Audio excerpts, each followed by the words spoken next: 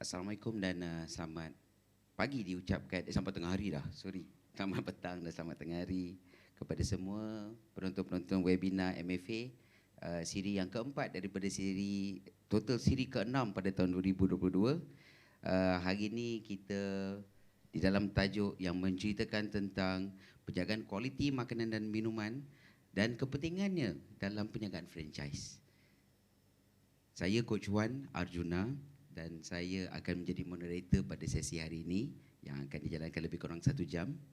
Saya nak mengucapkan terima kasih kepada tuan-tuan dan puan-puan yang sudi meluangkan masa di mana saja anda berada untuk bersama dengan webinar kita. Bersama dengan saya adalah 3 panelis yang luar biasa yang kita berjaya kidnap mereka bawa ke studio. Boleh je Zoom di mana-mana, tetapi tak, MFA mengutamakan standardnya. Okey, di dalam studio yang luar biasa ini bersama dengan 3 panelis saya dan jemputan yang cukup luar biasa. Jadi kita perkenalkan mereka dengan cara mereka memperkenalkan diri mereka sendiri, pasal saya takut saya salah introduce orang-orang yang hebat-hebat ni. Okey, tapi basically yang pertama sekali saya nak serahkan ataupun perkenalkan diri kepada ahli panelis pertama di sebelah kiri saya, Encik Ahmad Fahmi Abdul Kadir. Silakan, maybe perkenalkan diri sedikit tuan. Ramai yang nak kenal dengan tuan ni tuan. Okey, terima kasih Coach Wan. Okey, terlebih dahulu saya merakamkan ucapan terima kasih kepada MFA, Malaysia Franchise Association, kerana menjemput saya di bahagian keselamatan dan kualiti makanan, Kementerian Kesihatan Malaysia. Okey, saya Fahmi, pegawai teknologi makanan yang bertugas di cawangan pre-market approval di bahagian keselamatan dan kualiti makanan. So bahagian kami ni lebih kepada maksudnya in charge about food safety and quality lah in Malaysia. Dan saya difahamkan tuan dah lama bertugas di Labuan dan baru balik ke Semenanjung. Bila tu? Ya, saya baru balik April lepas. Alhamdulillah, selepas 2 tahun orang kata apa, menghadapi pandemik di sana, akhirnya dapat balik ke Semenanjung lah. Okay, selamat kembali ke Semenanjung tuan dan terima kasih sudi datang ke sini. Okey, seterusnya adalah panelis yang begitu segak yang berada kat tengah-tengah kami, sebab itu beliau berada di tengah kami, pasal yang paling segak kat tengah tu. Silakan tuan, Tuan Amran Abdul Hamid, sila perkenalkan diri. Bismillahirrahmanirrahim. Assalamualaikum warahmatullahi wabarakatuh. Nama saya Amran bin Abdul Hamid daripada penyet-penyet.com. Saya menjalankan perniagaan berasaskan makanan di Indonesia. Kita adalah franchisor dan juga licensor. Kita telah berada di dalam pasaran ini lebih kurang 12 tahun. Formerly known dulu dikenali sebagai Dapur Penyet. Kita mempunyai lebih kurang dalam 24 buah cawangan, rangkaian perniagaan berasaskan ayam penyet lah. Siapa tak tahu ayam penyet, biasa-biasa kan makan ayam penyet kan. Ayam yang dipenyet, diserve dengan sambal. Dan terima kasih kepada MFA kerana jemput saya untuk beri sedikit kita kata apa tu perkongsian lah untuk food safety dan food hygiene dan sebagainya. Okey, terima kasih. Dan juga sahabat saya Coach Wan yang dah lama lah jumpa dengan Cik Wan ni. Terima kasih. So tak apa, di hujung daripada sesi ni siapa yang ikut full dan banyak tanya soalan chat pada kita, mungkin akan dapat voucher istimewa kot untuk pergi ke penyet-penyet.com. InsyaAllah. Okey, yang di hujung sekali selalunya ada kumbang di antara bunga-bunga. Ini the only bunga di antara kumbang-kumbang. So Cik Puan Nurul Akilah Nur Azman, silakan maybe nak perkenalkan diri. Okey, Assalamualaikum semua. Okey, so saya daripada T-Life. Okey, so nama saya Akilah. So saya punya jawatan adalah tenaga pengajar dekat T-Life. Okey, so saya lah yang create modules, so saya lah yang mengajak outlet-outlet sama ada dia staff baru ataupun dia staff lama sekalipun. So kita akan ajarlah mengikut kita punya modul-modul yang ada dekat T-Life. So siapa yang saya rasa hampir semua orang tahu kot, T-Life ni adalah satu perniagaan air, saya boleh cakap. Walaupun air kami ada 20% dalam T-Life, ada makanan. Siapa yang pernah try tu, kita ada T-Life Eats dekat T-Life. Okey, boleh try lah. Tapi dia hanyalah ringan-ringan, dia tak ada ayam penyet lah.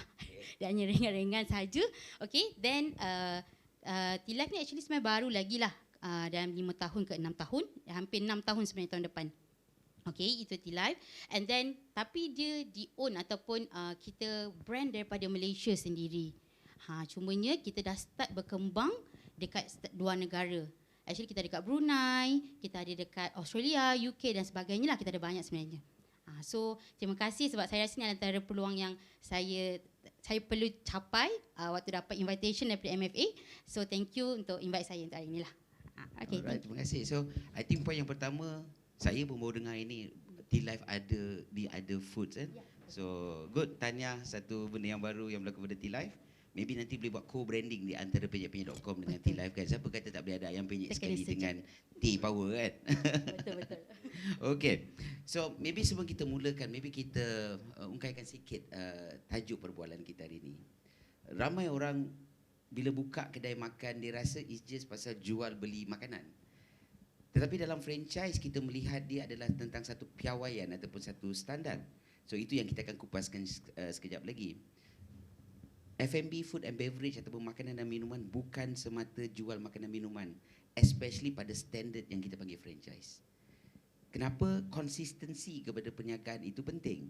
Bukan hanya tentang makan minum yang murah, makan minum yang banyak. Dia ada banyak standard piawai dia. Bukan hanya kerana keuntungan semata-mata. Jadi mungkin pada hari ini sebab itu MFA menganjurkan tajuk ini dan dijemputnya pemain industri franchise. Dan dengan sengajanya memilih satu food, satu beverage dan kita sengaja mengambil jenama yang dianggap makanan yang considered heavy. Pasal ramai orang kata, alah kalau makanan ringan, makanan food to go, senanglah nak maintain kebersihan. Dengan sengaja kita membawa founder dan owner kepada macam umpama penyet-penyet yang kiranya makanan mainstream tu, nasi, ayam dengan sambalnya kan. Tak boleh lagi nak bagi alasan tentang tak ada masa untuk kualiti makanan. Dan sebab itu juga kita jemput wakil daripada KKM sendiri untuk memberi apakah standard dan piawaian yang ada kat negara kita. Okay? So, tanpa melengahkan masa, saya akan pergi bertanya soalan-soalan yang lebih spesifik kepada ahli-ahli panel kita. Diorang dah bersiap sedia ni kan. Maybe first kali kita tanya yang pihak penguatkuasa lah ataupun pihak yang menganjurkan, yang mengamalkan standard undang-undang kat negara kita ni pada KKM lah. First kali soalan saya adalah, so apakah peranan KKM sebenarnya dalam sektor perniagaan food and beverage ataupun makanan minuman di Malaysia? Pasal selalu orang dengar KKM je, dia fikir tentang orang sakit. KKM je cerita tentang COVID. Tapi sekarang KKM dari segi food and beverage, boleh tak ceritakan sikit maybe peranan KKM dalam food and beverage kat Malaysia? Silakan tuan. Okey, terima kasih Coach Wan. Okey, terlebih dahulu mungkin saya boleh overview lah berkenaan dengan apa tu bahagian-bahagian yang terdapat dalam KKM ni kan. Kalau kita tengok isu pandemik pun KKM, isu orang kata apa yang berkaitan dengan keracunan makanan pun KKM. Dia sebenarnya ada beberapa bahagian lah yang terlibat seperti program kesihatan awam, okay, and then perubatan, farmasi, pengurusan, pergigian dan termasuk juga di bawah program bahagian keselamatan dan kualiti makanan lah. Jadi untuk bahagian keselamatan dan kualiti makanan ni memang kita spesifik untuk melindungi orang ramai daripada bahaya yang disebabkan oleh makanan tu sendiri. Jadi dekat sini kita punya aim atau fokus adalah untuk kesejahteraan dan kemaslahatan orang ramai sebenarnya. Dan tu sebenarnya bila kita bercakap tentang makanan ni ada akta yang maksudnya yang tertakluk di bawah Akta Makanan 1983 dan juga peraturan-peraturannya, dan juga benda ni yang kita sebenarnya enforce, tapi dalam masa yang sama kita sebagai competent authority yang memberi garis panduan juga kepada kita punya pemain-pemain industri untuk memahamilah supaya tak adalah kita enforce tu tanpa mereka apa tu tahu kan. Walaupun kita kata makanan selamat tu tanggungjawab industri, tapi saya rasa benda ni kita win-win lah, di mana kita explain dan kita terangkan apa yang terkandung dalam akta dan peraturan-peraturan tu supaya untuk mereka faham dengan jelas dan aplikasikanlah dalam dia punya bisnes. Alright, so itu mukadimah dia. Jangan kita fikir KKM ni hanya sakit, KKM ni hanya, so ada bahagian untuk F&B. Okey, maybe soalan seterusnya nak tanya, so bagaimana, so apakah langkah-langkah kebersihan dan keselamatan yang perlu ada di setiap restoran, kios dan food court? Pasal ada yang kata, aku kedai kecil, tepi jalan, perlu ke standard macam ni? Diorang bolehlah jenama besar, antarabangsa, kedai besar. Apa pandangan tuan? So apa langkah-langkah yang tuan rasa perlu diamalkan, tak kisah size, tak kisah nature of business F&B itu. But once dah terbabit F&B, mesti dibuat. Apa langkah-langkah yang tuan boleh cadangkan dan galakkan pada orang ramai? Okey, sebenarnya di bawah Peraturan Kebersihan Makanan 2009 semua premis makanan di Malaysia ni mereka wajib patuhlah kepada keperluan peraturan ni. So peraturan ni dia lebih kepada kawalan terhadap infrastruktur dan juga kawalan operasi. Jadi bila kita kata premis ni dia termasuklah premis penghilangan makanan, penjualan dan juga perkhidmatan lah, macam konteks apa tu Cik Amran, penyek tu perkhidmatan kan, penjualan makanan, termasuk juga dengan T-Life. Sebab kita ada site penghilangan lah yang big manufacturer tu. Okey, jadi mereka semua ni adalah tertakluk di bawah Akta Makanan dan di bawah tu ada Peraturan Kebersihan Makanan 2009 lah. Dan di situ dekat sini memang kita enforce lah kepada semua premis dia kena berdaftar dengan KKM melalui FOSIM. Saya rasa mungkin T-Life dengan apa tu? Banyak-banyak dah clear kan tentang benda ni supaya kita ada satu database berkenaan dengan premis-premis yang beroperasi dan juga dalam masa yang sama kita akan menjalankan pemantauan daripada masa ke semasa kepada premis-premis berkenaan lah. Saya rasa untuk yang premis-premis franchise kan saya rasa dah orang kata well known kan, dan memang orang kata mempunyai SOP yang very clear dan dah ambil kira juga keperluan-keperluan yang terkandung dalam peraturan.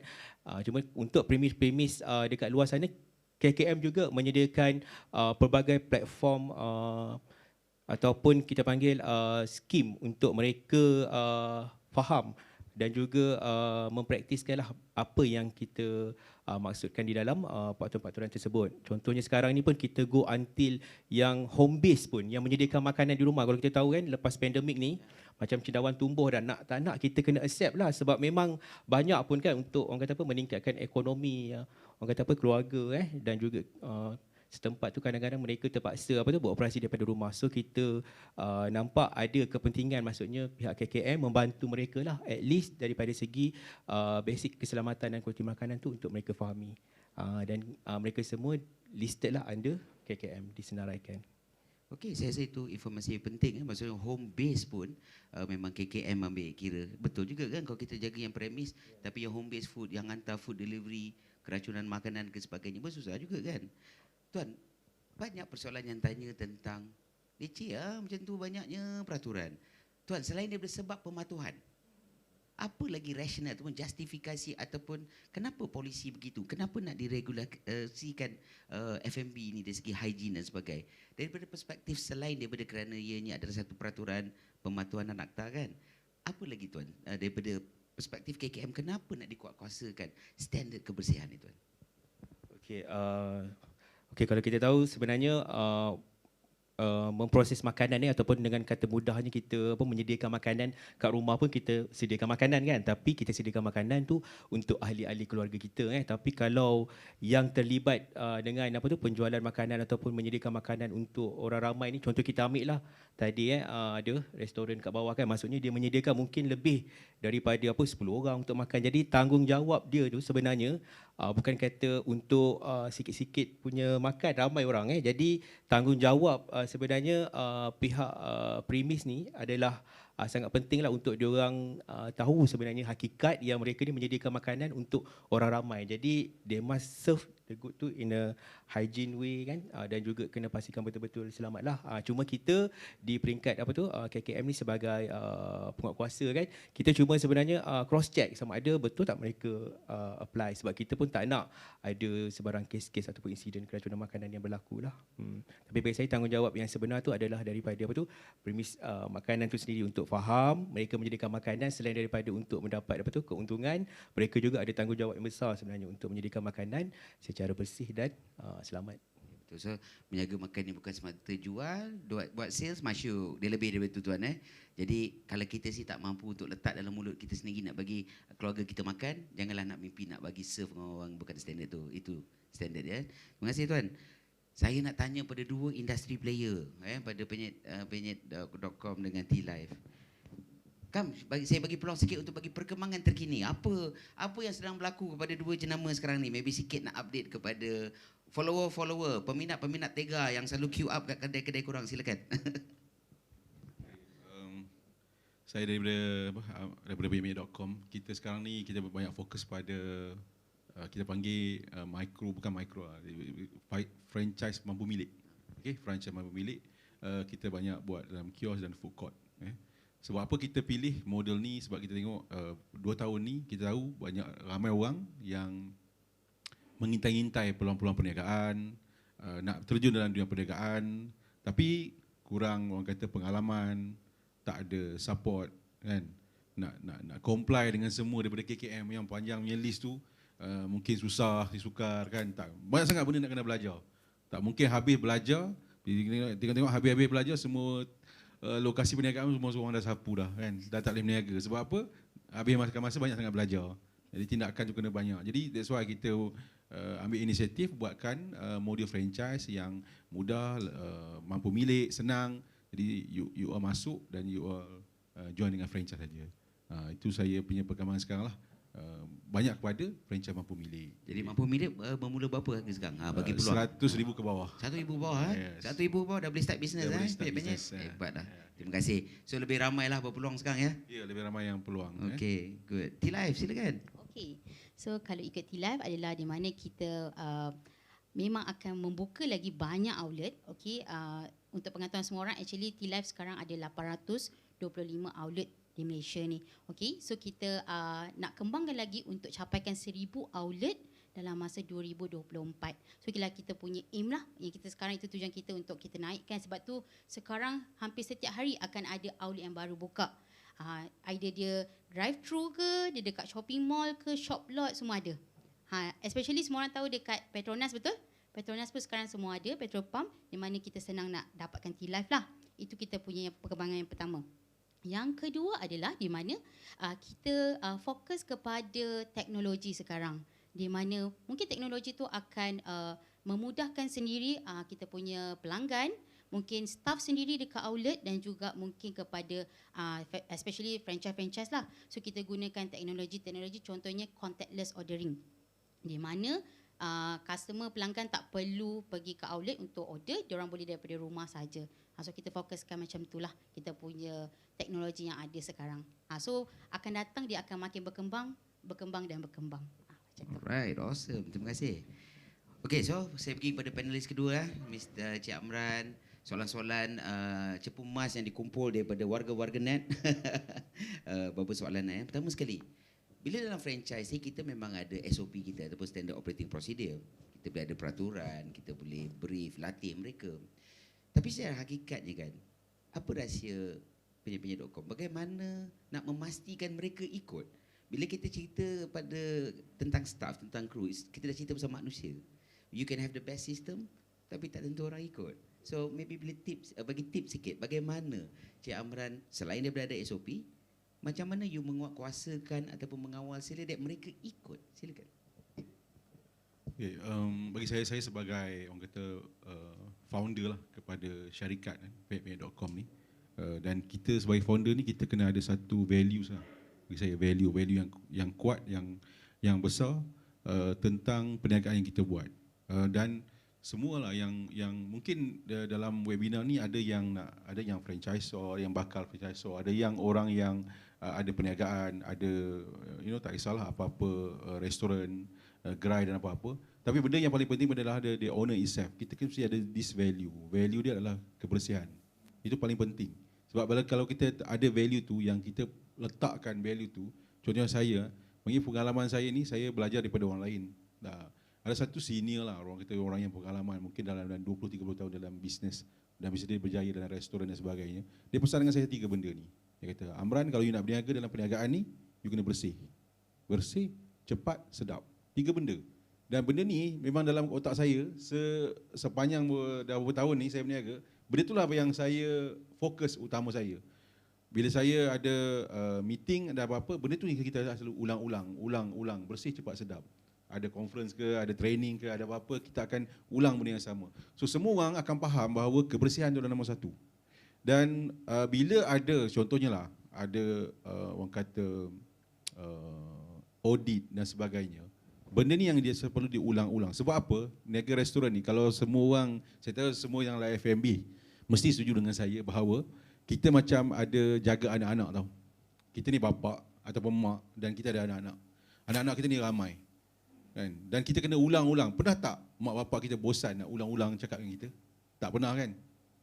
Ada tak macam ni, kau tak dengar cakap aku disown you ataupun kau bukan anak aku lagi, tak kan? Sebab kita sebagai bapa dan mak, dia punya role dia adalah untuk remind dia orang. Ulang. Siapa sini yang give up, yang fed up, tak nak ulang, so itulah yang jadi masalah. Jadi konsistensi, ulang, belajar, retraining again, bagi tahu lagi standard piawaian apa yang kita nak buat ni. Ini adalah tugas kita. Kita kena accept bahawa kita ni mak dan bapa, tugas dia adalah untuk bentuk anak-anak ni. Dan jangan give up dengan anak-anak. Kalau once bapa dah give up anak-anak, dan tentulah anak-anak semua terbiar. Betul tak? Jadi itulah saya rasa cara yang terbaik adalah selalu ingat benda ni, set the value, faham apakah role kita, faham bahawa kalau macam kita bila kita dalam satu tahun, mungkin kita ada audit daripada KKM, kita ada audit daripada halal, kita ada audit daripada local council, macam-macam compliant untuk kebersihan ni sangat-sangat tinggi di Malaysia ni bagi saya. Cuma bila semua staff kita, semua orang dalam kita faham bahawa standard piawai ni amat-amat penting bagi kita, dan dia orang akan rasa gembira nak buat benda tu. Betul tak? Itu yang saya rasa benda yang sebagai founder lah, saya sebagai founder yang kita perlu terapkan pada semua staff-staff kita. Okey, terima kasih Pak Wu. So recapnya adalah remind, train sampai lebam. Jangan give up. Dan second adalah compliance. Selalu ingatkan dia orang bukan saja franchisor ataupun pemilik tu yang lebih-lebih, tapi pasal kita tertakluk di bawah higher compliance, akta tertentu yang macam kita dengar tadi. Dan ketiga adalah awareness. So bila ada awareness, ada remind dan kemudiannya compliance, maka itu antara apa yang penyet-penyet.com buat. So sekarang ni kaitan dia, saya nak tanya pula soalan kedua adalah apa kaitan dari segi quality kebersihan satu aspek, keselamatan pula. Ramai orang dia jaga kebersihan tapi dia lacking of keselamatan, safety. Ada yang jaga safety tapi tak jaga kebersihan. So boleh tak Tuan Amran share sikit, so apa kaitan pula dari segi quality standard, kebersihan satu aspek, keselamatan pula sekarang, silakan. Okay, dari segi keselamatan ni kita ada macam 3 benda dalam kita punya industri ni. Satu keselamatan orang, keselamatan food security tu, dan juga keselamatan semua peralatan yang kita pakai. 3 benda yang orang kata keselamatan yang penting lah. Saya rasa people, the process, the machine kat situ semua kena ada standard keselamatan dia. Dan benda ni bukannya tak terjadi insiden. Mungkin dalam saya 12 tahun ada insiden, minyak tertumpah, dan kita check apa benda yang jadi. So SOP untuk keselamatan ni sentiasa di-update, di-revise. Ada orang yang bertanggungjawab, ada pegawai yang bertanggungjawab tentang keselamatan, kebersihan dan keselamatan. Dia yang menetapkan, department yang menetapkan benda tu ada standard piawai yang kita perlu update. Mungkin pada waktu sekarang, contohnya waktu COVID-19, standard keselamatan terpaksa ditingkatkan, kan? Mungkin sekarang ni ada orang kata relaxation yang orang tak boleh pakai mask dan sebagainya. Tapi untuk pekerja, kita pasti wajibkan lagi. Sebab apa? Mereka terdedah kepada benda-benda bahaya-bahaya yang baru yang kita pun mungkin tak tahu, kan? Inilah orang kata kepentingan ni, dia macam bagi saya lah, sebab kita mewakili, kita ni terdedah dengan ramai, exposure kita tu lagi besar. Lagi kedai lagi banyak, lagi besar exposure kita, kan? Kalaulah KKM nak cari pun, KKM cari yang besar-besar ni dulu. Betul tak? Buat pun nak cari yang kecil-kecil, sebab yang terdedah exposure kita pada orang kata security is our first, kan? Dan kalau cerita tentang food security, penyimpanan makanan, macam-macam benda dalam aspek tu, memang kalau semua orang tengok, kita banyak betul nak kena buat ni, kan? Tapi kalau tuan-tuan fikirkan betul-betul, selaraskan, gunakan pendekatan approach yang memudahkan benda tu, cari critical factor dekat mana yang kita boleh ni, insyaAllah benda tu boleh buat. Saya tengok, kalau you tengok sekarang, kalau kita di Malaysia ni, kita sangat orang kata sangat sinonim dengan kedai mamak, betul? Tapi kalau you tengok sekarang, kedai mamak pun dah upgrade tau. Dari segi food safety food security, kan? Cuma you kena bayar lebih lah. Kan, sebab dia ada food safety dan security. Mungkin murah diasukan, okey, sebab faktor murah ni satu benda yang subjektif bagi semua orang. Ada orang dia nakkan kebersihan tu yang utama. Kalau dia ada pengalaman yang buruk, contohnya lah saya ada pengalaman. Contohnya macam kita makan sambal. Saya buat ayam penyet, sambal. You makan sakit perut. Betul tak? Adakah tu benda yang baik? Tak baik. Aku tak sakit perut pun. Kenapa kau sakit perut? Dia cakap macam ni kan. Dua orang berbeza, makan sambal yang sama, perut dia pun, kita pun tak tahu apa yang ada dalam. Tapi cerita dia adalah, bagaimana kita untuk kawal. Bagaimana untuk kawal. Supaya benda ni tak terjadi. Kita nak semua orang tak sakit perut. Mungkin ada adjustment kita kena buat. Mungkin ada orang kata rasa mungkin berbeza. Tapi cerita dia, kepentingan safety kepada siapa? Kepada klien kita tu lagi utama daripada benda yang lain. Kan? Jadi benda ni tak boleh diukur dengan wang, tak boleh diukur dengan masa, tak boleh diukur dengan apa. Sebab benda ni sangat penting. Kan? Untuk survival business dan juga untuk beri keselamatan pada orang lain. Jadi benda ni sangat penting je kan.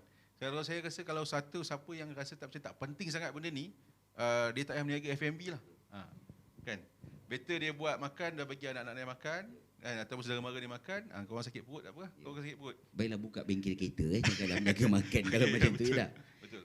Next challenge, ramai kata okey lah, now I understand lah, kebersihan satu part, keselamatan satu part. Saya dah accept dah.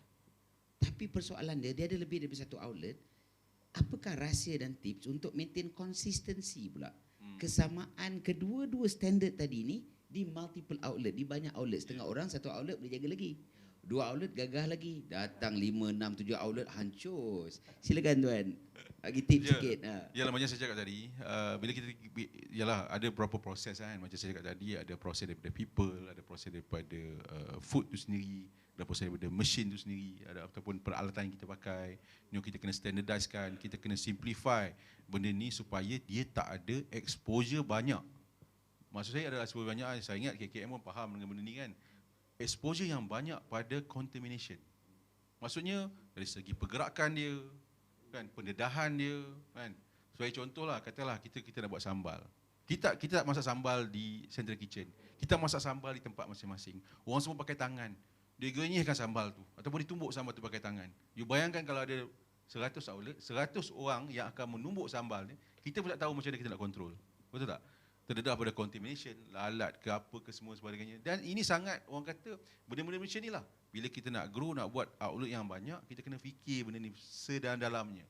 Macam mana nak roll out benda tu supaya tidak ada contamination yang banyak. Exposure dia tu. Kan? Terdedah pada udara, terdedah pada orang. Ramai sangat. Orang Inggeris cakap apa? Too much spoon will spoil the soup. Macam tu lah. Kan? Ramai sangat tangan masuk dalam tu, habis. Basi semua makanan tu. Sebab ramai sangat orang yang tangan-tangan yang ada dalam tu kan. So macam itulah. Saya rasa even the restoran yang mamak pun sekarang dah mula fikir macam tu, yang kita yang orang kata mungkinlah biasa-biasanya makanan tak fikir juga, rasa macam leceh lah, orang cakap leceh lah kan. Come on lah. And please upgrade sebab semua orang dah nak pergi pada safety, health isu yang baik, yang nak bagi baik pada consumer semua. So kita pun semua kena upgrade lah. Wajib kita upgrade. Okey, terima kasih. Jadi air tangan kita tak nak air tangan konsep-konsep dulu tu kan. Maksudnya apa yang maybe yang boleh buat adalah dengan ada centralized kitchen. Jadi bila standard di central kitchen ataupun pusat masakan yang sehenti, jadi mungkin dapat kawal kat situ banyak perkara dah. So kita minimalkan yang human error ataupun human hands, air tangan, direct translation, air tangan human hand kan ke outlet masing-masing kan. So itu satu cara mengurangkan kontaminasi punya contamination. Okay, very good. Thank you. Maybe kita tanya pada T-Life pula. So apa rahsia T-Life pula? Apakah benda-benda you buat untuk amalan terbaik you? Macam mana untuk menjaga quality dan standard? Tadi kita dah dengar penyet.com. T-Life macam mana pula? Apakah you punya best practices untuk kebersihan dan keselamatan? Silakan. Okay, so saya rasa di mana ramai orang mungkin akan fikir kalau T-Life is air sahaja. So air sahaja mungkin ada ke nak kena air je ke kat rumah saya ada tak jaga pun air. Mungkin ada ramai pemikiran macam ni lah. Tapi sebenarnya di mana T-Life dia ada daripada barang itu sendiri sampai di outlet. Sebenarnya kita ada di kita punya SOP di mana barang yang memang dalam frozen letak frozen. barang yang dalam chiller letak chiller, and mana yang kena, di mana semua orang tahulah storeroom macam mana kita kena letakkan dia. So daripada barang itu sampai sendiri, kita memang dedahkan staff untuk apply ataupun buat ikut standard yang kita bagi. Kita memang ada banyak standard dekat outlet sebab kita fikir outlet mungkin kita ajar one time, sebab T-Life is kalau ada satu outlet yang buka, especially pada franchise, kita akan bagi training. Okey, tetapi macam mana kita nak make sure mereka semua, mungkin ada yang dah resign, macam mana mereka nak comply benda tu, macam nak keep maintain benda tu. So that's why kita ada banyak guideline di outlet sebenarnya. Okey, dari macam saya cakap lah, daripada outlet, barang tu sendiri sampai dekat outlet, and bagaimana pula barang itu di prepare. Semua orang tahu kan kita ada boba juga. Bagaimana barang itu di prepare, kita ada topping. So kita ada setiap barang kita akan ada tari luput. Di mana itu adalah semua staff, kalau tak ada tari luput tu memang kenalah selalunya. Macam tu. So memang tari luput tu adalah common yang sepatutnya mereka akan label. Setiap barang akan ada tari luput. So itu adalah common yang memang mereka practice sekarang lah. Tapi dari segi tu mungkin nampak macam itu semua makanan ada.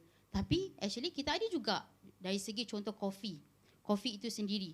Kualiti kopi dia akan berubah sekiranya saya tak buat setting kopi. So kita ada juga, that's why kita ada kelas, kita ajar and video macam mana kita nak setting kopi itu sendiri. Sorry, bila kata setting apa temperature? Kopi sendiri ada temperature, berat dan juga berapa lama kopi itu di brew. Macam tu. Okay, so mungkin dari segi orang akan nampak macam tak ada apa T-Life ni. Actually kita ada sebenarnya, tapi cuma benda tu orang tak nampak lah. So sebenarnya kualiti yang ada dekat T-Life sebenarnya perlu dijaga walaupun air sahaja. Macam saya cakap, kopi tu sendiri. Macam itulah. So macam selain daripada itu, kita ada juga dari segi water treatment. Contoh kita ada pre-filter yang mereka memang kena tukar setiap minggu. Macam tu. Kita ada sendirilah kita punya SOP. Macam mana nak tukar, macam tu. So dari segi pula air itu sendiri, seperti saya cakap, daripada barang sampai air itu sendiri siap, actually kita ada prosedur yang make sure kualiti sampai kepada customer dalam keadaan yang baik. Macam tu. Itu from T-Life punya side lah. Wow, hebat. Jadi janganlah terfikir mulai sekarang air bancuh minum aja kan. Betul. Dia punya airnya pun filter dengan temperaturenya, beratnya dan sebagainya kan. Jadi bagi yang mana coffee lovers, tea lovers, make sure lah bila minum sekarang kena appreciate. Boleh je minum teh mana-mana, tapi ini ada piawaian dia kan, standard dia. Okey. So sebab tu harga dia lain okey. Setengah di syarikat dia main dalam struktur organisasi ni kan, jarang kita tengok stand alone department khusus untuk menjaga quality control. Bagaimana dengan T-Life? T-Life dalam strukturnya dia ada satu department team khusus ataupun dia department A, come department B, come department C, come. So actually dekat T-Life ni, macam saya sendiri, saya adalah dalam training department. So dia dalam organisasi dekat T-Life ni, macam mana kita nak make sure outlet itu sendiri ada comply apa yang kita ajar, memang start daripada trainer dulu, daripada tenaga pengajar dulu, di mana saya akan bagi tahu standard apa. So standard apa yang kita perlu, outlet perlu buat, mereka datang pada trainer lah. Sampai dekat trainer, and then diorang akan comply dekat outlet. So macam mana kita nak make sure diorang ada buat? So kita ada sendiri juga QA punya department sendiri. Kita ada QA punya department. So QA akan datang outlet untuk buat check. Itu kita panggil QA department lah. So kalau diorang buat check, QA itu stands for quality audit? Ya, betul. Quality audit. Okay. So diorang akan datang untuk dekat outlet, diorang akan buat audit, dan adalah kategori-kategori markah yang diorang akan diberikan, seperti macam KKM juga kalau datang di premis-premis juga kan. So sampai kat situ tak stop saja, kita juga ada franchise punya operation, di mana pengurusan untuk setiap outlet ataupun area, kita ada operations lah untuk setiap outlet ni. So franchise operation dia akan datang outlet, dia akan buat visitation ataupun melihat standard-standard yang sama juga, di mana contoh, sebab kadang-kadang QA datang mungkin nasib baik dia kan, lah saya punya markah tinggi, dan tiba-tiba franchise outlet datang rendah. So masuk kat situ dia tak maintain. So that's why bila trainer sendiri boleh datang ke outlet, sebab kita pun ada outlet punya tenaga pengajar. So bila kita sendiri datang ke outlet, benda yang sama kita akan tengok. Benda yang sama. Kalau contoh macam tadi saya cakap, benda yang paling common kita buat adalah tari luput kan. So benda tu memang kita tengok yang pertama dulu. Tak ada, maksudnya memang outlet tak comply, memang kenalah. Macam tu. So bukan daripada QA audit saja, QA saja. So datangnya daripada trainer juga, dan juga daripada franchise ops itu sendiri. So lebih ada beberapa lapis. Ini untuk nak check and balance So QA checking satu, yang in-house trainer sebagai. Jadi ada check and balance. So tak boleh kau tim lah tu. Betul. Okey, so apa rotannya? Apa dia punya hukuman dia kalau sekiranya franchisee ataupun tim melanggar dan engkar dan derhaka kepada SOP itu? Okay, rotan kan. Okay, actually kita ada warning letter lah selalunya kalau betul-betul setiap kuartal ataupun setiap kali check memang tak ada improvement. Contohnya kan. Okay, so kita akan ada warning letter, mungkin akan kena tindakan kepada owner itu sendiri ataupun kalau direct kepada operations itu sendirilah. Macam itu. Okey. Dan itu belum lagi lah. Ya, belum lagi lah Jadi setakat ni masih lagi membimbing dengan penuh kasih sayang lah ya. Okey, sebab tu nampak bila trainer berhati mulia macam ni kan, lain macam. Dia tak boleh ikut juga, barulah penguatkuasaan ni dah. Betul. Tapi penguatkuasaan datang, kalau dia kata tak cukup kasih sayang, dia telah melalui proses kasih sayang. Maka sekarang dia punya hukuman seterusnya kan. Tapi lah saya yakin KKM datang pun ada step-stepnya kan tuan. Alang-alang apa antara step-stepnya tu? Katakanlah kita jumpa melawat, site visit, ada nampak non-compliant, maybe sikit apa antara step-step yang sebelum kena babak. Okey, untuk KKM biasa kita pergi pemeriksaan tu kan, kita menggunakan apa tu risk based form lah, pemeriksaan berasaskan risiko, which is borang tu dia umum sebab kita ni nak masuk kilang, masuk kedai makan, ada order. Cuma adalah modification pada form tu yang pegawai pemeriksa tu dia tahulah macam mana untuk rating tu. Dan juga untuk makluman mungkin Cik Amran dengan Puan dengan moderator, di bawah Peraturan Kebersihan Makanan 2009, waktu pemeriksaan tu pun kalau didapati ada contohnya lah sepatutnya pengali makanan ni dia ada proper attire pengali makanan kan. Okey, kalau mereka tidak memakai penutup kepala, apron, kasut yang bertutup perkara-perkara ni boleh di-compound. Termasuk juga itu yang berkenaan dengan pengendali itu sendirilah. Kalau premis, contoh katakanlah kita tengok ada nampak sign of pest infestation. Dia nampak macam tak tikus apa semua. Okey, perkara-perkara tu pun boleh di-compound lah di bawah peraturan kebersihan makanan. Jadi kepada pekedai ni kalau boleh kena pastikanlah macam yang Cik Amran beritahu tadi, bersih tu is very very important lah. Maksudnya through food dan juga you punya persekitaran tu lah. Kalau tak, dia kesihatan ni dia buat penguatkuasaan, benda tu ada buktinya. Biasanya owner dia akan ada orang kata one to one ni lah. Dia akan explain betul tak ada kehadiran makhluk-makhluk indah ni dekat dalam premis kan. Jadi setujulah dapat surat cinta ni kan. Macam tu. Tengok lah. dia kata tu memang on purpose tu, garnishing dia juga.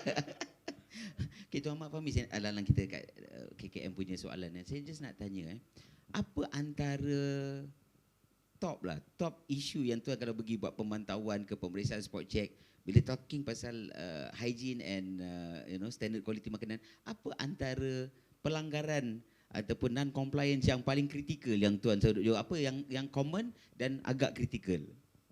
Okeylah tuan moderator rasa apa? Okey, saya rasa ada benda ni dengan hiasan tadi ke? saya rasa benda ni kan kadang-kadang kita pun makan kat luar pun kita tahu, especially macam yang terlibat dengan franchise. Saya rasa F&B dia lebih clear kan. Kalau kita tengok kebanyakan the main issue adalah kepatuhan terhadap food handler punya attire tu. Kalau kita tengok kadang belum lagi kita check kuku, lepas tu ada aksesori ke tidak. Dia food handler tu sendiri kita nampak ada banyak orang kata ketidakpatuhan ni lah daripada segi tak pakai apronnya, lepas tu tak bertutup rambut kan. Sebenarnya benda tu yang orang kata paling mudah lah. Kalau rambut kan orang kata macam tu senang-senang je lah, dah ada kontaminasi fizikal kat makanan. Sebenarnya benda tu yang kita nak elakkan. Sebab apa? Kalau rambut ni dia sensitif kan. Kalau orang masuk tengok katakanlah air pun tengok rambut dia jadi macam benda tu kritikal sangat kan. Sebab tapi puncanya bukan daripada pemprosesan tu, daripada pengendalian tu sendirilah, daripada pengendali makanan. Itu sebenarnya kalau kita tengok kat luar pun kebanyakan dia tahu dah pergi kursus lah. Sebab semua pengendali makanan ni dia wajib Tuan Moderator, dia kena pergi kursus, ada suntikan dan pemeriksaan kesihatan. Tapi benda ni saya rasa itulah macam Cik Amran maklumkan tadi, saya setujulah. Kena ingatkan selalulah kalau macam yang owner-owner franchisor ke ataupun pengusaha-pengusaha kedai makan ni kena selalu ingatkan kepada anak-anak buah tu, pengendali makanan, supaya apa-apa pun pakai proper attire lah dan jaga kebersihan. Sebab apa-apa pun dia bermula pada pengendali itu sendirilah. Okey, terima kasih tuan. Saya buka kepada dua-dua industry players. Mana-mana yang boleh jawab, nak jawab silakan. Okey, grab the mic. pada apa antara biggest challenge compliance daripada franchisee. Tuan-tuan ada tak payahlah sebut outlet mana, jadi secara am aja. Bila you pergi check sendiri, macam kata tadi, ada own in-house internal punya check. Apa antara your biggest challenge dari segi compliance, non-compliance yang melibatkan keselamatan dan kesihatan? Bagi saya lah, antara benda yang non-compliant yang besar lah untuk orang F&B ni adalah kita ni rata-rata lah F&B dia memiliki turnover staff yang sangat tinggi tau. It's about maybe 80%, 70%, you know, 60%, 30%, 40%, tinggi lah. Maksudnya turnover tu maksudnya katakanlah kita ada 100 jawatan, orang yang kerja dengan kita setiap tahun tu lebih kurang 1,000 orang. Maksudnya ada 100 jawatannya, tapi bilangan orang yang kerja kat jawatan tu dah 1,000 orang. You bayangkan 1,000 orang masuk, maybe kalau F&B ni, kalau you ada 10-12 cawangan, mungkin beribu-ribu orang lah. So untuk mendapatkan supaya dia orang ni train dan retrain budak-budak ni ataupun staff-staff ni, kru-kru ni untuk jaga kepentingan kualiti makanan dan minuman ni, ini adalah satu challenge yang besar. Kalau kita tak ada satu prosedur standard masuk apa nak kena buat. And ini sangat challenge yang sangat besar. Untuk mereka ikuti kepentingan penjagaan kualiti makanan ni. Ini satu benda yang challenge yang besar lah bagi saya. Bagi saya satu benda yang besar. Yang keduanya yang kita tengok untuk memahami kita punya industri dan juga staff kita sendiri, kaki tangan kita sendiri tentang kepentingan ni. Sebab generasi sekarang ni dia asyik bertanya, kenapa kita kena buat macam ni? Kan? Kenapa kita kena simpan ayam dekat sini ikan dekat sini Kenapa tak boleh campur je lah, kat rumah saya campur je, tak ada masalah kan? Itu nak memahamikan tu. Kan? Nak kursus nak memahamikan dia. Bahayanya kalau contohnya air udang masuk dalam ayam. Bahaya je tu, apa kesan dia. Nak memahami pada mereka ni, ini adalah satu benda yang challenging lah. Challenging terutama sekali. Dan kita mesti sampaikan. Tapi apa pun macam saya cakap tadi, tindaklah sebagai macam mak dan ayah. Kena bagi teriman. Semua manager, pengurus, quality audit semua saya selalu pesan benda ni. Jadi sebagai mak dan ayah. Ada anak, you kena nasihatkan. You tak boleh give up dengan anak you. You kena cakap dengan dia selalu. Walaupun kadang-kadang anak you melawan, anak you tak ikut cakap ke apa, tapi you tak pernah jemu kau. Kau pakailah. Mak kita kan kita macam tu kan, semua macam tu kan. Tak pernah mak kita bosan nak belating kita kan. Cuma kita yang bosan dengan letteran dia. So be like that. You kena remind selalu sebab manusia kan mudah lupa. Satu lagi budaya tu memang kena tukar. Budaya sangat-sangat kena tukar Cewan. Kalau saya tengok dulu saya ingat 12-14 tahun dulu saya ingat ni, saya pernah ke luar negara. Jumpa dengan seorang ni pelancong ni, dia cakap, you dari mana? Dia cakap dari Malaysia. Dia kata dia dari Jerman. So dia cakap dengan saya, kita sama-sama, I love lah being in your country, in one state lah, dia cakap. I tak mahu cakap state mana lah. Dia cakap, I tengah makan-makan, dia kata, ada tikus lalu-lalu. Dia seronok, dia enjoy macam tu. Tapi Macam safari lah. Macam safari for him. Tapi it's not the thing yang we want right now. Kalau lah kita rasa, I cerita tak 15 tahun lepas lah. Tapi dia, I don't know whether dia compliment ke, dia insult me ke, I tak tahu kan. Tapi I rasa macam, gila dia ni cakap aku macam ni kan. It mean that, I tak nak negara kita dikenali dengan benda-benda macam tu. For me, the objective is that I tak nak negara kita ataupun situasi kita dikenali dengan you tengah-tengah makan-makan, rojak dia ada binatang-binatang lalu-lalu kan. It's not like that. Jadi saya tak nak dikenali macam tu. Tapi the objective is that lah. Kita tak nak dikenali, Malaysia dikenali dengan benda tu. Sebab macam setengah negara kadang-kadang terkenal dengan jangan makan dia street food. You makan street food dia confirm you akan kena diarrhea. Sampai ke peringkat sebelum datang dah telan ubat untuk anti diarrhea dah contohnya kan. So stigma punya tak best kalau melekat kat kita, negara kita kan. Kita nak kalau boleh kat street food kita pun at that standard. So ini bukan cerita tentang hanya franchise jenama besar, tetapi tuan it goes to all levels, food truck ke penjaga, penjaja sekalipun. Don't deny. Kita tak boleh cakap kata di negeri lain tu tak ada macam tikus. Jangan cakap macam tu. Ada. Kan you pergi mana-mana negara pun ada, di Thailand ada. Kita ni besar sikit kot. Di Thailand ada, di Singapura pun ada tikus. Bukan tak ada kan. Tetapi how we prosedur kita untuk mencegah benda tu contaminate dengan benda lain kan. Takkan you nak halang kan, you nak basmikan, oh no, zero tikus di Malaysia. Tak boleh lah, you dah macam satu kuasa lain kan untuk membasmikan tikus kan. You tak boleh. The only thing that kita ada prosedur dan juga practice yang boleh mencegah benda tu. Itu je lah. Thank you tu. So some tips. Silakan, apa antara challenges so dalam nak maintain silakan. Okey. Apa biggest challenge untuk compliance kan, apa isu? Okey, sebabkan saya adalah tenaga pengajar. Tapi tak apa, rupa masih nampak macam student belajar lagi. Okey, disebabkan tu so saya memang ambil point dari segi saya punya latihan training. Okey, di mana outlet sangat susah untuk menghantar staff tu sendiri ke dalam kita punya training. Macam itulah. So dekat sini kita ada Hilaf sendiri, dia ada program untuk latihan daripada awal masuk kerja sehingga supervisor itu sendiri. Kita ada latihan-latihan yang diorang perlu masuk lah. Okay, so dari situ benda latihan tu pun kita dah letak dekat outlet and everyone sepatutnya akan tahu progress masing-masing sepatutnya. Okay, dan di situ saya rasa agak mencabar kerana kita tak boleh paksa orang sebenarnya. Okay, ada yang mungkin kita cakap, Mel lah masuk saya punya latihan. Kita nak ajar apa saya boleh cakap, let's say orientation lah, kita ada satu course kita panggil orientation. Jomlah saya ajar macam mana nak masak pearl contoh. Macam tu sendiri. So dia akan mungkin kata tak apalah saya dah pandai. Dari segi macam tu. Tapi kita pun tak sure sama ada betul ke dia boleh masak dengan cara yang betul, kualiti yang betul. Macam tu. So bagi saya itu agak challenging. So that's why kita ada sendiri kita punya level-level di mana mungkin trainer bahagian outlet sendiri dia akan pick ataupun diorang boleh pick untuk buat dekat sendiri outlet itu sendiri training secara praktikal lah saya boleh cakap, bukan secara online. So bila secara praktikal ni senang, dah ada trainer kat sana depan, masak macam mana, depan-depan terus ajar.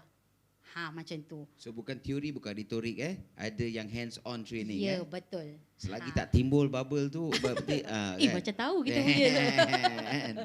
Macam tu lah. So saya boleh cakap antara paling challenge mungkin macam Encik KKM kita cakap tadi adalah di mana grooming. So mungkin ada juga outlet macam tu, tapi saya boleh cakap bukanlah major. Mungkin sebab baju kita saya boleh cakap cantik.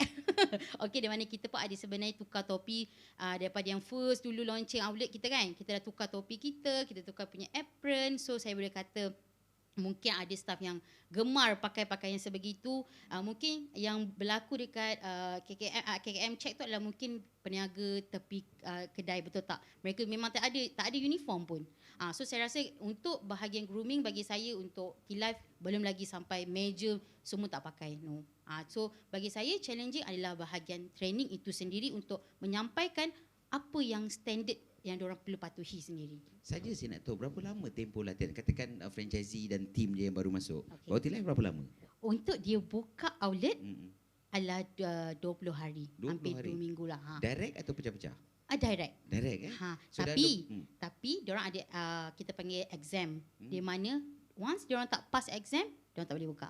Kantoi semua tak boleh Yeah. So dia kena repeat everything Dia ke modul tertentu je? Tak, dia ada repeat mungkin tengok kepada kita sendiri boleh tahu dia boleh buka ke tak. Macam tu kan. So kita depends lah kita nak extend dia berapa hari sendiri, so baru boleh buka macam tu. Dalam tempoh 20 hari itu berapa modul, berapa topik yang menyentuh tentang keselamatan dan juga kebersihan lebih kurang? Banyak. Saya rasa boleh Lebih hampir setiap modul kita ada. Kita ada orientation, kita ada food handler itu sendiri sebab kita ada memang internal punya food handler.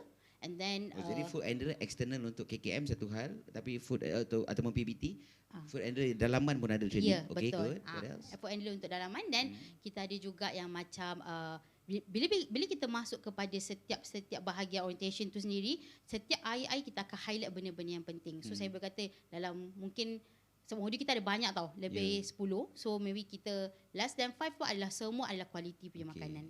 Jadi every modul tu maksud ada topik di dalam modul tu yang menyentuh tentang keselamatan, kecemasan, kebersihan dan keselamatan throughout.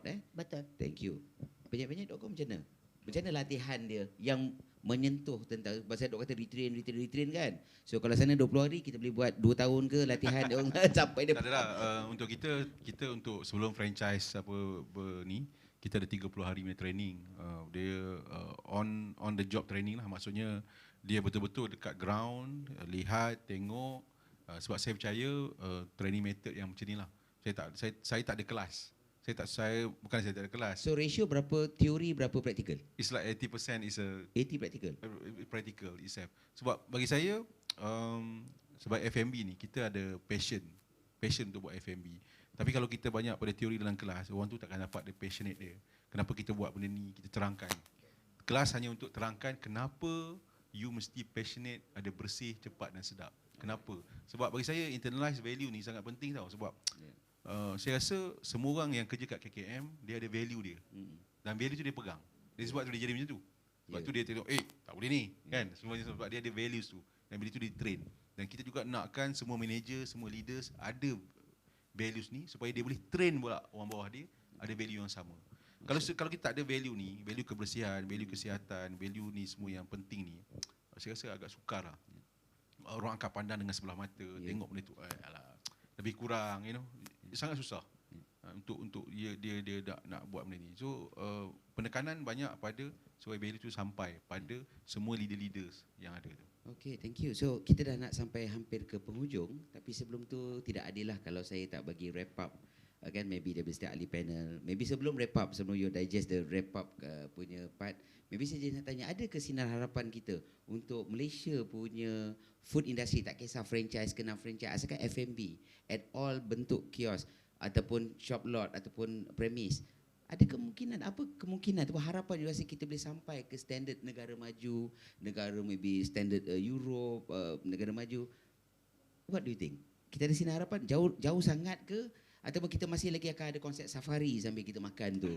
Bukan saja outdoor tapi juga indoor di dalam shop lot kan. Tak simpang. Tapi silakan saya buka pada ketiga-tiga ahli panelis secara open. What do you think? Ada sinar harapan ke ataupun kita baik jadikan itu sebagai kita punya USP, kenapa orang belum datang?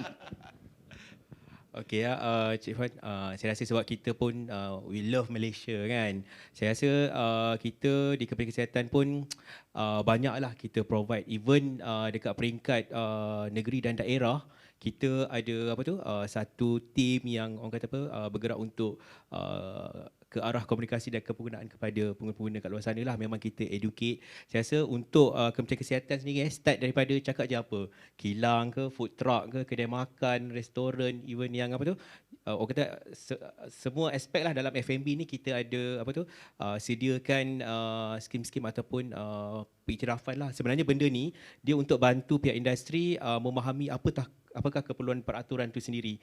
Kadang-kadang bila kita baca peraturan tu kan tak jumpa noktah tu dah tak faham dah kan. Jadi kita interpret tu yang come out macam banyak checklist kan, tapi benda tu pun sebenarnya dia bergantung kepada types of industry tu, dia orang boleh guna pakai yang mana berkaitan lah. Dan saya rasa kalau even kedai makan yang biasa pun, restoran kat luar sana, kalau betul-betul orang kata take charge lah ataupun melibatkan diri diorang ataupun pengusaha ni betul-betul faham dan dia ambil langkah untuk memastikan kebersihan keselamatan premis tu terjamin melalui skim-skim kita pun dah orang kata memadai. Sebab kita bukan terus enforce lah, kita akan bimbing. Contohnya kita ada best untuk kedai-kedai makan tu kan. So bila apply tu pun nanti pegawai-pegawai teknikal kesihatan, pejabat-pejabat kesihatan daerah dia akan turun dan bantulah tengok macam mana. Saya rasa kita boleh ke arah 100% food premises clean in Malaysia insyaAllah. Jadi ada cahaya di hujung lorong tu kan, terowong kan. Cik Amran, nampak KKM bukan saja penguatkuasaan, mereka pun mulakan dengan kasih sayang dulu. Mereka pun train, retrain, awareness, barulah dengan titisan air mata terpaksa mengeluarkan kompaun itu je lah.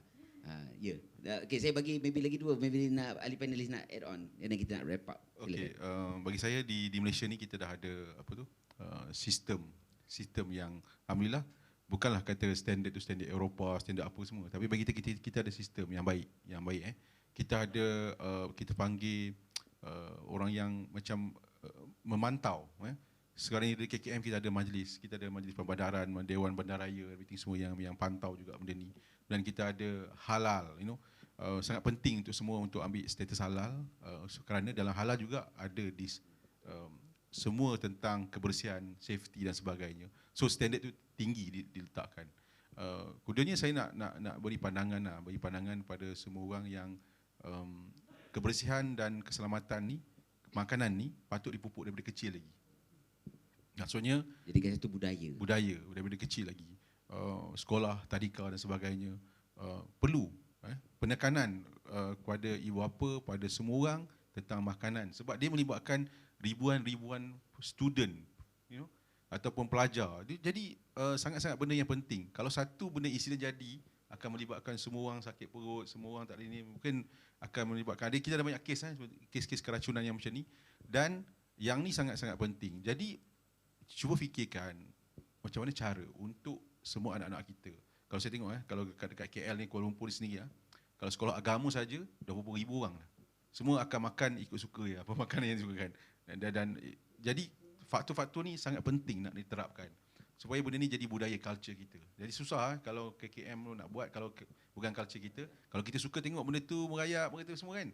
Oh, it's like macam ambil gambar lagi dan it's like budaya kita dan susah.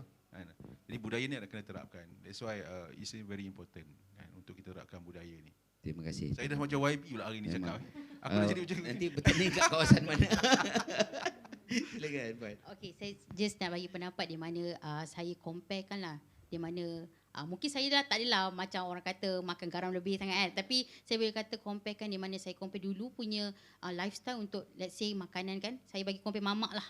Senang. Mamak dulu saya boleh kata macam susah nak dapat mamak yang bersih. Saya boleh cakap. Okey, tapi di mana sekarang semua orang pentingkan kebersihan walaupun sebab Malaysia ialah banyak makanan kan, nama Malaysia. So memang banyak orang buka kedai makan tapi mungkin dulu tak ada orang tak aware benda ni. So saya boleh cakap macam mamak saya cakap sekarang saya boleh kata hampir bukanlah semua tapi hampir saya boleh kata banyak mamak yang sebenarnya kadang-kadang lagi bersih daripada kita kedai Melayu sendiri. Macam tu. So saya boleh kata sebenarnya kata di senarai tu mesti ada, cumanya macam Encik Amran cakap lah, dia kena pupuk budaya tu daripada kita start kecil lagi. Itu. So lagi ada sinar harapan bila kita dan penonton-penonton yang sedang mendengar sekarang menjadikan ini satu budaya baru. Yang lepas tetapi moving forward kita bring up standard hygiene dan juga kebersihan dan juga keselamatan di premis kita. Tak kisahlah kita home base, kita dalam bentuk penjaja bergerak, food truck ke, pasar malam ke, kita di gerai tepi jalan ke, kita dalam shop lot ke, dalam shopping mall ke, sama ada kita franchise ataupun bukan franchise. Dia bukan cerita pasal besar ke kecil, ini bukan cerita pasal franchise tak franchise. Ini cerita benda nak jadi darah daging, nak masuk dalam mulut. Benda ni bukan semata-mata boleh sakit perut tetapi mengakibatkan kematian. So kita tak naklah benda tu berlaku kan. Okey, so saya nak ucapkan terima kasih. Tapi sebelum tu saya nak bagi peluang kepada 3 dari panelis, maybe boleh bagi sedikit informasi kalau sekiranya penonton ada berminat nak menghubungi, ada yang maybe minat kerana micro package-nya, yang minat kerana sub brand-nya, yang nak maklumat lebih banyak tentang KKM pasal mereka sekarang dah tak nak tunggu pokok puasa datang. Pasal dia dah rasa bahawa KKM ni bukan saja nak menyaman mereka. Sekarang ni dengan Tuan datang dengan senyuman yang manis tu, Tuan pun dah sebut kat depan ni Tuan nak membimbing, nak bagi awareness, nak guide them sebelum datang untuk tindakan. Jadi maybe saya bagi peluang pada 3 panel, maybe bagi maklumat informasi dan maybe daripada KKM juga, maybe boleh bagi bagaimana nak hubungi dengan jabatan Tuan untuk mendapatkan kasih sayang sebelum diambil tindakan. Silakan. Okey, untuk bahagian keselamatan kualiti makanan, anda semua boleh lawati website kita FSQ foodsafetyquality.moh.gov.my ataupun boleh pergi ke Facebook kita, bahagian keselamatan kualiti makanan Kementerian Kesihatan Malaysia. Mungkin saya nak ambil sikit masa Cik Wan mungkin untuk Penyet.com dengan Puan Nurul untuk T-Live tu. So sekarang ni pun kita memang mewawarkan kepada franchise F&B ni untuk grab kita punya satu pengiktirafan best tu. Sebenarnya sekarang ni kita ke arah bila you all dah bersedia katakan ada outlet baru untuk dibuka tu, jadi sekala dia punya kepatuhan ataupun requirement of best tu telah dipatuhi dan kompleks semua. Jadi bila maksudnya first week of operasi tu dah boleh panggil KKM dan juga kita boleh terus maksudnya award you dengan best tu lah. Sebab saya rasa sekarang ni kita dah perlu orang kata kerjasama erat lah supaya kita pun in the know yang you all akan buat new outlet, bila dah set up buka je kita terus bagi pengiktirafan tu. Dia seiring lah. Kalau viral pun kita nampak memang premis tu dan juga dia KKM So punya seminggu je operasi, kalau bagi you startup seminggu dah boleh go to the best process. dengan syarat mereka dah praktis kan, dah tahu dah apakah itu keperluan-keperluan BES. Kalau BES ni dia bagi saya mungkin dah familiar kan, dia simple je lah. Pemeriksaan tu 86% ke atas, saya rasa standard F&B lagi tinggi sebenarnya kalau yang franchise ni. Dan juga dia awareness tentang pemakanan lah, menyatakan kalori makanan tertentu. Itu saja. Okay, so that's a good tip. Saya rasa kita semua patut take up this challenge. Start off dengan best, then we already halfway to halal jakim and it goes to the next kan. Terima kasih. Silakan. Maybe maklumat informasi untuk mereka hubungi lebih lanjut. Okay, kita ada beberapa, kalau let's say untuk franchise is memang dia under franchise punya team. So you guys hanya boleh pergi Google untuk ambil official kita punya contact. So kat situ diorang akan guide you guys untuk maybe kalau kepada franchise, dia akan bawa kepada franchise punya team lah. So kalau you guys nak tahu perkembangan, okay, yang terbaru normally kita aktif dekat bahagian Instagram and also Facebook. So jangan lupa korang pergi T-Live Asia dan kita beberapa hari atau beberapa minggu lah, saya boleh cakap beberapa minggu, kita akan ada air baru. Okay, so korang jangan lupa datang okay. So air tu memang sedap. Okay. Nampak? Kalau generasi muda cakap, yang dia cakap pun dah macam TikTok kan? Dia tengah buat TikTok kan? Okay. Terima kasih Cik Amran. Okey, perkembangan terbaru PMA.com adalah kita akan membuka cawangan kita yang pertama di Genting Sky Avenue, di atas puncak tu. Makan ayam penyet dengan sambal dengan cuaca sejuk memang lain tau. Memang lain, dia punya rasa dia lain. Panas di dalam, sejuk di luar. Sejuk di luar kan. Dia memang rasa lain. Saya tahu di Genting lapar dia lain. Beza lapar di atas dengan lapar di sini kan. Makan banyak pun sedap kat sana kan. So tu satu. Kemudian duanya, kalau kita nak untuk apa yang berminat dengan franchise dan sebagainya, boleh tengok kita punya Instagram payet.my dan juga TikTok lah. Kita sangat aktif TikTok sekarang ni. Saya rasa semua orang Dia bila bakal nak YB memang dia kena biasa dengan semua social media. You boleh check kita dekat TikTok dan juga kalau siapa-siapa lah nak berminat, nak mengetahui rahsia, ni rahsia rahsia untuk menghalang lipas. Ni sangat penting. Bukan kan, menternak semua, dia bukan memang menternak, menghalang lipas kan. Bolehlah contact saya kan. Saya boleh dihubungi di amran@penyet.com, amran@penyet.com. Bukannya apa, just some sharing untuk macam mana nak ni. Sebab hari ni tajuk dia macam ni, kita bagilah tip. Kalau kita orang tua kan ada petua, so kita bagilah petua apa nak kan. Betul tak? Tak lengkap lah tak lengkap kalau tak ada kita petua. orang tua-tua tak bagi nasihat kan. Okey. So saya nak ucapkan terima kasih lagi sekali pada 3 panelis. Nanti saya ada sikit nak sampaikan maklumat daripada pihak MFA, tapi dengan itu saya nak ucapkan terima kasih dulu pada 3 ahli panelis kita. Pertama sekali pada Tuan Ahmad Fahmi Abdul Kadir, penolong pengarah kanan cawangan Pre-Market Approval bahagian keselamatan dan kualiti makanan Kementerian Kesihatan Malaysia. Terima kasih Tuan sudi datang. Kedua, kepada Tuan Amran, Tuan Amran Abdul Hamid, pengarah urusan resepi Arena Senang Berhad, penyet.com je nama franchise-nya, dan juga Cik Puan Nurul Akilah Nur Azman, senior trainer Loop Holding Senang Berhad T-Live. Jadi nanti 20 hari boleh berkemah bersama dengan Cik Puan bila latihan. Okay, so sebelum kita tamatkan, maybe saya just nak recap sedikit pada tuan-tuan dan puan-puan penonton. Tak kisah kita punya F&B, food and beverage kita ni besar, kecil, home base, tepi jalan, premis besar, franchise ataupun bukan franchise. Dua isu utama yang kita nak sampaikan hari ini adalah faktor kebersihan dan juga faktor keselamatan.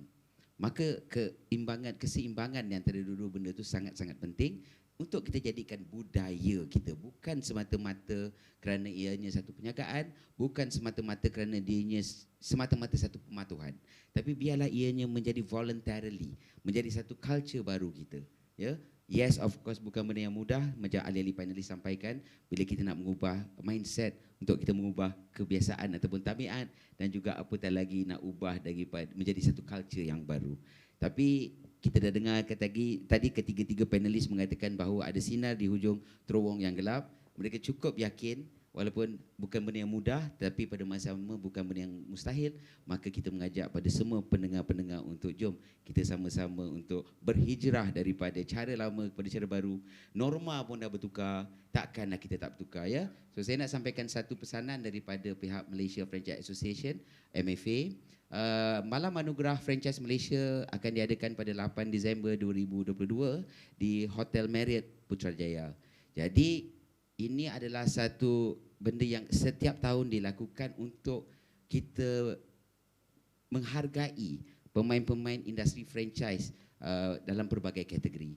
Jadi tuan-tuan dan puan-puan, tolonglah tempah meja anda, dan kalau nak tempah meja anda dan melihat jenama-jenama yang menjadi inspirasi negara kita, sila layari www.mfa.org.my/maf.